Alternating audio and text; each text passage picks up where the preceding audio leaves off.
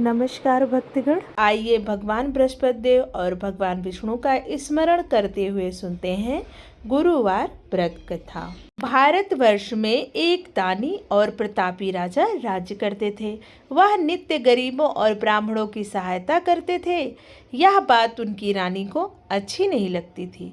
वह ना ही गरीबों को दान देती थी, ना ही भगवान का पूजन करती थी और राजा को भी दान देने से मना किया करती थी। एक दिन राजा शिकार खेलने के लिए वन में गए हुए थे, तो रानी महल में अकेली थी। उसी समय बृहस्पति देव के मन में विचार आया, क्यों न राजा के महल में जाया जाए।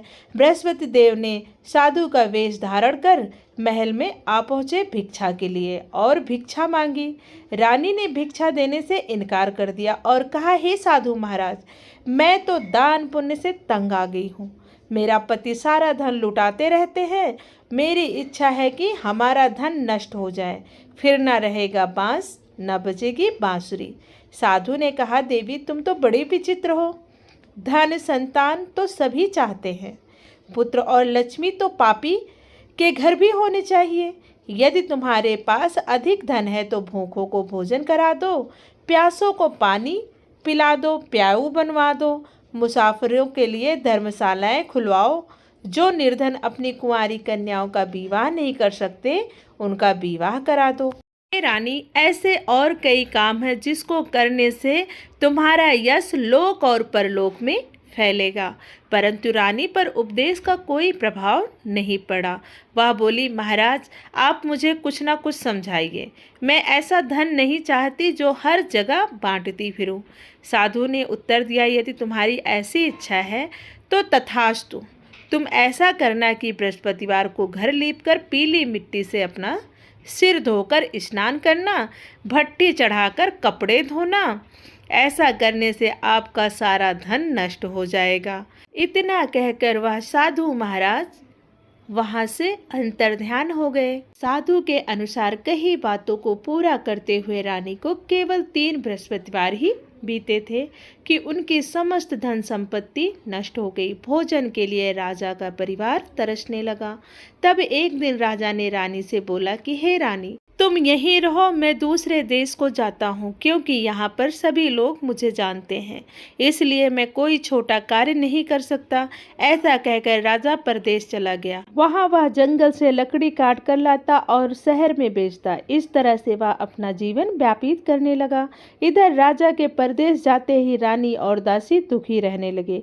एक बार जब रानी और दासी को 7 दिन बिना भोजन के रहना पड़ा, तो रानी ने अपनी दासी से कहा, हे दासी, पास के ही नगर में मेरी बहन रहती है, वह बड़ी धनवान है।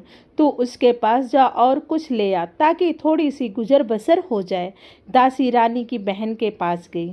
उस दिन गुरुवार था और रानी की बहन उस समय बृहस्पतिवार व्रत कथा सुन रही थी। दासी ने रानी की बहन को अपनी रानी का संदेश दिया, लेकिन रानी की बड़ी बहन ने कोई उत्तर नहीं दिया। जब दासी को रानी की बड़ी बहन से कोई उत्तर नहीं मिला, तो वह बहुत दुखी हुई और उसे क्रोध भी आया। दासी ने वापस आकर रानी को सारी बात बता दी। सुनकर रानी ने अपने भाग्य को कोसा। उधर रानी की बहन ने सोचा कि मेरी बहन की दासी आई थी, परंतु मैं उससे कुछ बोल नहीं सकी, वह बहुत दुखी हुई होगी। कथा सुनकर और पूजन समाप्त करने के बाद वह अपनी बहन के घर आई और कहने लगी, बहन, मैं बृहस्पतिवार का व्रत कर रही थी, तुम्हारी दासी मेरे घर आई थी, परंतु जब तक कथा होती है तब तक ना तो उठते हैं और ना ही बोलते हैं, इसलिए मैं नहीं बोली। कहो दासी क्यों आई थी? रानी बोली, बहन तुमसे क्या छिपाऊं, हमारे घर में खाने तक को अनाज नहीं था। ऐसा कहते कहते रानी की आंखें भर आई। उसने दासी समेत पिछले 7 दिनों से भूखे रहने तक की बात अपनी बहन को विस्तार पूर्वक सुनाया। रानी की बहन बोली, देखो बहन, भगवान बृहस्पति देव सबकी मनोकामना को पूरी करते हैं। देखो, शायद तुम्हारे घर में अनाज रखा हो। पहले तो रानी को विश्वास नहीं हुआ, पर बहन के आग्रह करने पर उसने अपनी दासी को अंदर भेजा, तो उसे सचमुच अनाज से भरा एक घड़ा मिल गया। यह देखकर दासी को बड़ी हैरानी हुई। दासी रानी से कहने लगी, हे रानी, जब हमको भोजन नहीं मिलता तो हम भी तो व्रत ही करते हैं, इसलिए क्यों ना इनसे व्रत की कथा और विधि पूछ ली जाए ताकि हम भी व्रत कर सकें। तब रानी ने अपनी बहन से विस्तार पूर्वक व्रत के बारे में पूछा। तब रानी की बहन ने बताया, बृहस्पतिवार के व्रत में चने की दाल और मुनक्का से भगवान विष्णु का केले की जड़ में पूजन करें तथा दीपक जलाएं, व्रत कथा सुने और पीला भोजन ही करें। इससे बृहस्पति देव प्रसन्न होते हैं। व्रत और पूजन विधि बताकर रानी की बहन अपने घर को लौट गई। 7 दिन के बाद जब गुरुवार आया तो रानी और दासी ने व्रत रखा। घुड़साल में जाकर चना और गुड़ ले आई। फिर उसने केले की जड़ तथा विष्णु भगवान का पूजन किया। अब पीला भोजन कहाँ से आए? इस बात को लेकर दोनों बहुत दुखी थे। चूँकि उन्होंने व्रत रखा था इसलिए बृहस्पति देव उनसे प्रसन्न थे, इसलिए वे एक साधारण व्यक्ति का रूप धारण करके 2 थालों में सुंदर पीला भोजन लाकर दासी को दे गए। भोजन पाकर दासी प्रसन्न हुई और फिर रानी के साथ मिलकर भोजन ग्रहण किया। उसके बाद से वे सभी गुरुवार को व्रत और पूजन करने लगी। बृहस्पति भगवान की कृपा से उनके पास फिर से धन संपत्ति आ गई, परंतु रानी फिर से पहले की तरह आलस्य करने लगी। तब दासी बोली, देखो रानी, तुम पहले भी इस प्रकार आलस्य करती थी, तुम्हें धन रखने में कष्ट होता था, इस कारण सभी धन नष्ट हो गए और अब भगवान बृहस्पति की कृपा से धन मिला है तो तुम्हें फिर से आलस्य होता है। रानी को समझाते हुए दासी कहती है कि बड़ी मुसीबतों के बाद हमने धन पाया है, इसलिए हमें दान पुण्य करना चाहिए, भूखे मनुष्यों को भोजन कराना चाहिए और धन को शुभ कार्यों में खर्चा करना चाहिए, जिससे तुम्हारे कुल का यश बढ़ेगा, स्वर्ग की प्राप्ति होगी और पितृ भी प्रसन्न होंगे। दासी की बात मानकर रानी अपना सारा धन शुभ कार्यों में खर्च करने लगी, जिससे पूरे नगर में उसका यश फैलने लगा। उधर एक दिन राजा दुखी होकर जंगल में एक पेड़ के नीचे आसन जमाकर बैठ गया। वह अपनी पुरानी दशा को याद करके व्याकुल होने लगा। बृहस्पतिवार का दिन था। एकाएक उसने देखा कि निर्जन वन में एक साधु प्रकट हुए हैं। वह साधु वेश में स्वयं बृहस्पति देवता थे। लकड़हारे के सामने आकर बोले, हे लकड़हारे, इस सुनसान जंगल में तू चिंता मग्न क्यों बैठा है? लकड़हारे ने दोनों हाथ जोड़कर प्रणाम किया और उत्तर दिया, महात्मा जी, आप सब कुछ जानते हैं, मैं क्या कहूँ। यह कहकर रोने लगा और साधु को अपनी आत्मकथा सुनाई। महात्मा जी ने कहा, तुम्हारी स्त्री ने बृहस्पति के दिन बृहस्पति देव का अनादर किया है, जिसके कारण रुष्ट होकर उन्होंने तुम्हारी यह दशा कर दी है। अब तुम चिंता को दूर करके मेरे कहने पर चलो तो तुम्हारे सब कष्ट दूर हो जाएंगे और भगवान पहले से अधिक संपत्ति देंगे। तुम बृहस्पति के दिन कथा किया करो, 2 पैसे के चने मुनक्का लाकर उसका प्रसाद बनाओ और शुद्ध जल से लोटे में शक्कर मिलाकर अमृत तैयार करो। कथा के पश्चात अपने सारे परिवार और सुनने वाले प्रेमियों में अमृत व प्रसाद बांटकर आप भी ग्रहण करो। ऐसा करने से भगवान तुम्हारी सब मनोकामनाएं पूरी करेंगे। साधु के ऐसे वचन सुनकर लकड़हारा बोला, हे प्रभु, मुझे लकड़ी बेचकर इतना पैसा मिलता ही नहीं है जिससे मैं भोजन के उपरांत कुछ बचा सकूं। मैंने रात्रि में अपनी स्त्री को व्याकुल देखा है, मेरे पास कुछ भी नहीं है जिससे मैं खबर भी ले सकूं। साधु ने कहा, हे लकड़हारे, तुम किसी बात की चिंता मत करो। बृहस्पतिवार के दिन तुम रोजाना की तरह लकड़ियां लेकर शहर को जाना। तुमको रोज से 2 गुना धन प्राप्त होगा बृहस्पति देव की कृपा से, जिससे तुम भली भांति भोजन कर लोगे तथा बृहस्पति देव की पूजा का सारा सामान भी आ जाएगा। इतना कहकर साधु अंतर ध्यान हो गए। धीरे धीरे समय व्यतीत होने पर फिर वही बृहस्पतिवार का दिन आया। लकड़हारा जंगल से लकड़ी काटकर किसी शहर में बेचने गया। उसे उस दिन और दिन से अधिक पैसा मिला। राजा ने चना गुड़ आदि लाकर गुरुवार का व्रत किया। उस दिन उसके सभी क्लेश दूर हुए, परंतु जब दोबारा गुरुवार आया तो बृहस्पतिवार का व्रत करना भूल गया। इस कारण बृहस्पति देव फिर राजा से नाराज हो गए। उस दिन उस नगर के राजा ने विशाल यज्ञ का आयोजन किया था।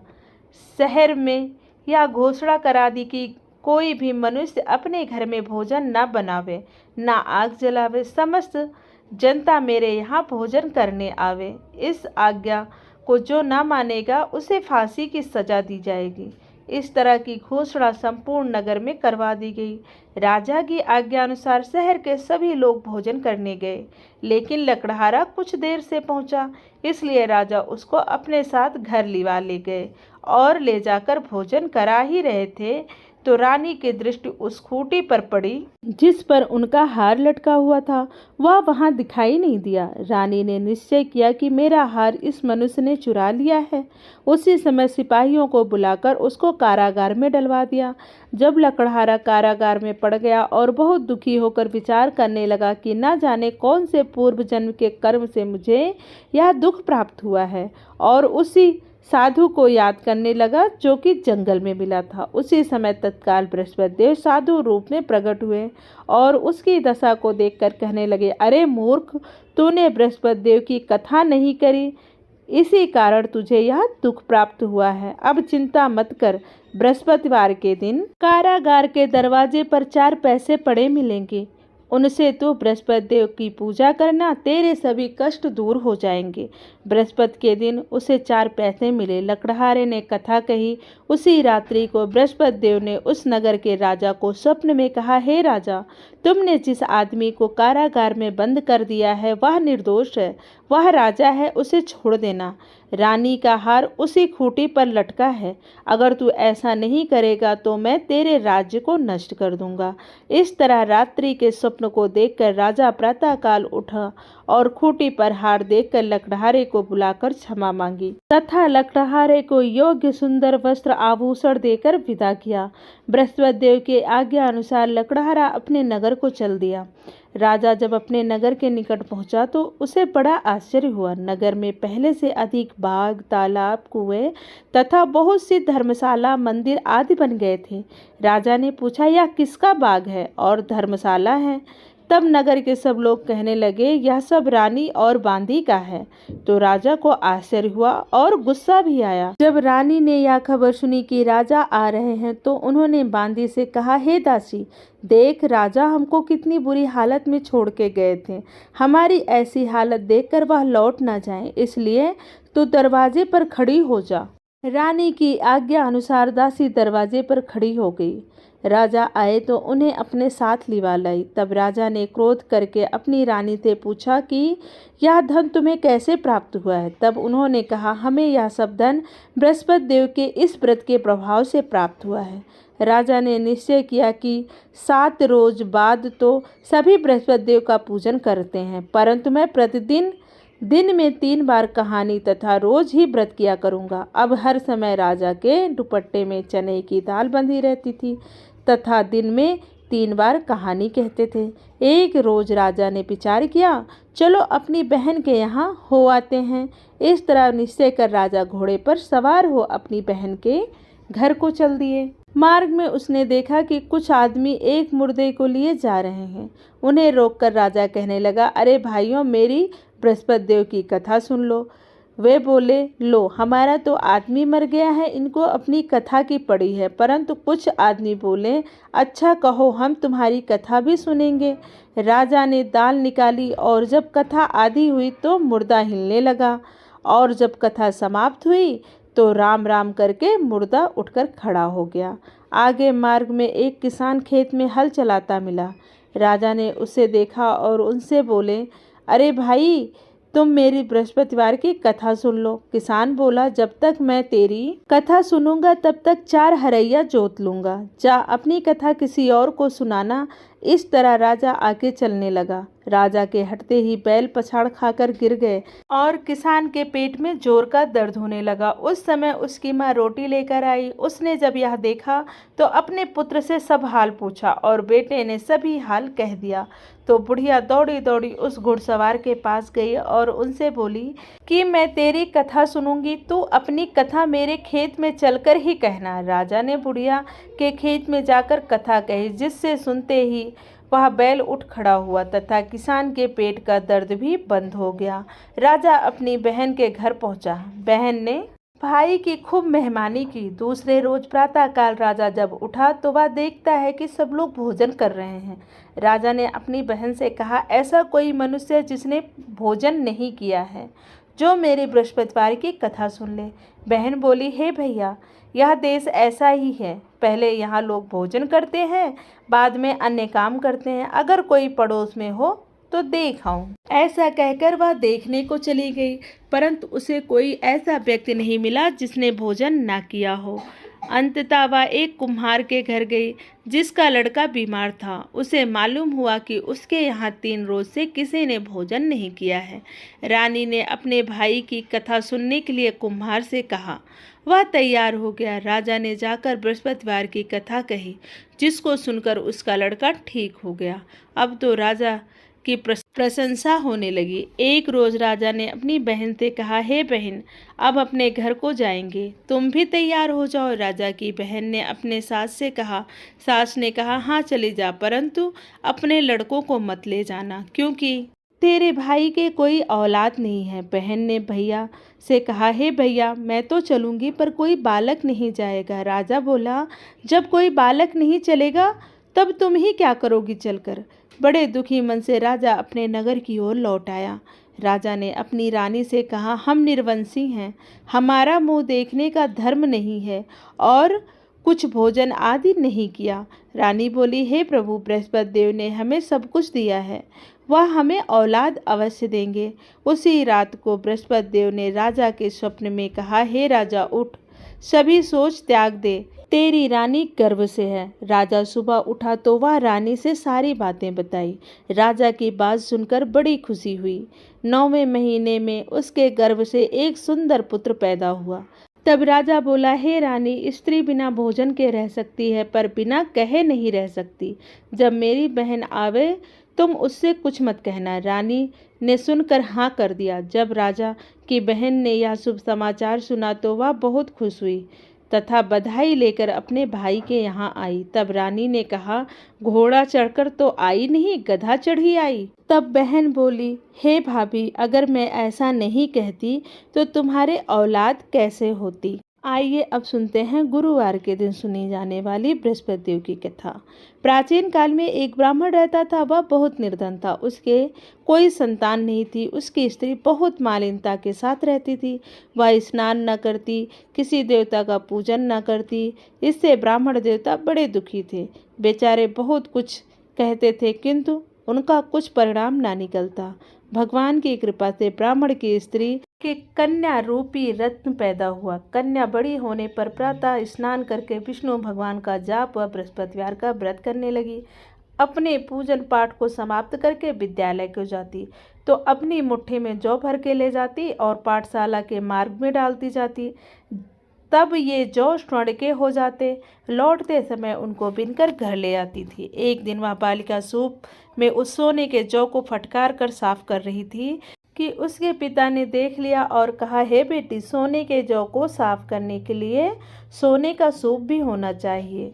दूसरे दिन बृहस्पतिवार था। इस कन्या ने व्रत रखा और बृहस्पति देव से प्रार्थना करके कहा, मैंने आपकी पूजा सच्चे मन से की हो तो मेरे लिए सोने का सूप दे दो। बृहस्पति देव ने उसकी प्रार्थना स्वीकार कर ली। रोजाना की तरह वह कन्या जौ फैलाती हुई जाने लगी। जब लौटकर जौ बिन रही थी तो बृहस्पति देव की कृपा से सोने का सूप मिला।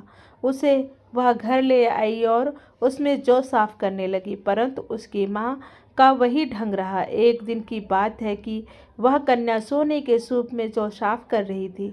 उस शहर का राजपुत्र वहां से होकर निकला। इस कन्या के रूप और कार्य को देखकर मोहित हो गया तथा अपने घर जाकर भोजन तथा जल त्याग कर उदास होकर लेट गया। राजा को जब इस बात का पता लगा तो अपने प्रधानमंत्री के साथ उसके पास गए और बोले, हे बेटा, तुम्हें किस बात का कष्ट है? किसी ने अपमान किया है अथवा और कोई कारण हो सो मुझसे कहो, वही कार्य मैं करूंगा जिससे तुम्हें प्रसन्नता मिले। अपने पिता की राजकुमार ने बातें सुनी तो वह बोला, मुझे आपकी कृपा से किसी बात का दुख नहीं है। किसी ने मेरा अपमान नहीं किया है, परंतु मैं उस लड़की से विवाह करना चाहता हूँ जो सोने के सूप में जौ साफ कर रही थी। वह सुनकर राजा आश्चर्य में पड़ गया और बोला, हे बेटा, इस तरह की कन्या का पता तुम ही लगाओ, मैं उसके साथ तेरा विवाह अवश्य करवा दूंगा। राजकुमार ने उस लड़की के घर का पता बताया। तब मंत्री उस लड़की के घर गया और ब्राह्मण देवता को सभी हाल बताया। ब्राह्मण देवता राजकुमार के साथ अपनी कन्या का विवाह करने के लिए तैयार हो गए तथा विधि विधान के अनुसार ब्राह्मण की कन्या का विवाह राजकुमार के साथ संपन्न हो गया। कन्या के घर से जाते ही पहले की भांति ब्राह्मण देवता के घर में गरीबी का निवास हो गया। अब भोजन के लिए भी अन्न बड़ी मुश्किल से मिलता था। एक दिन दुखी होकर ब्राह्मण देवता अपनी पुत्री के पास गए। बेटी ने पिता की दुखी अवस्था को देखकर और अपनी माँ का हाल पूछा। तब ब्राह्मण ने सभी हाल कहा। कन्या ने बहुत सा धन देकर अपने पिता को विदा किया। इस तरह ब्राह्मण का कुछ समय सुखपूर्वक व्यतीत हुआ। कुछ दिन बाद फिर वही हाल हो गया। ब्राह्मण फिर अपनी कन्या के घर गया और सारा हाल कहा। तो लड़की बोली, हे पिताजी, अब आप अपने साथ माताजी को भी यहीं लिवा लाओ, मैं उसे विधि बता दूंगी जिससे गरीबी दूर हो जाए। वह ब्राह्मण देवता अपनी स्त्री को साथ लेकर पहुँचे तो अपनी माँ को समझाने लगी, हे माँ, तुम प्रातःकाल प्रथम स्नान आदि करके विष्णु भगवान का पूजन करो तो दरिद्रता दूर हो जाएगी।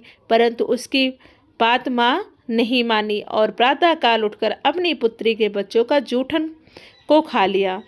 इससे उसकी पुत्री को बहुत गुस्सा आया और एक रात को कोठरी के सभी सामान निकाल दिए और अपनी माँ को उसमें बंद कर दिया। प्रातःकाल उसे निकाला, तब स्नान आदि करा के पाठ कराया तो उसकी माँ की बुद्धि ठीक हो गई और फिर प्रत्येक बृहस्पतिवार को व्रत रखने लगी। इस व्रत के प्रभाव से उसके माँ के और बाप के सभी दुख दूर हो गए और पुत्रवान भी हो गए और बृहस्पति देव के प्रभाव से इस लोक में नाना प्रकार के सुख भोग कर अंत में स्वर्गलोक को प्राप्त हो गए। इनसे बोलिए बृहस्पति देव की जय, भगवान विष्णु की जय। है बृहस्पति देव, जैसे सच्ची भावना से राजा और रानी ने आपका व्रत और गुणगान किया था, उनकी सभी मनोकामनाएं पूर्ण की, वैसे ही कथा कहने वाले, सुनने वाले और हुंकारा भरने वाले सबकी पूरी करना। जय हो बृहस्पति देव की।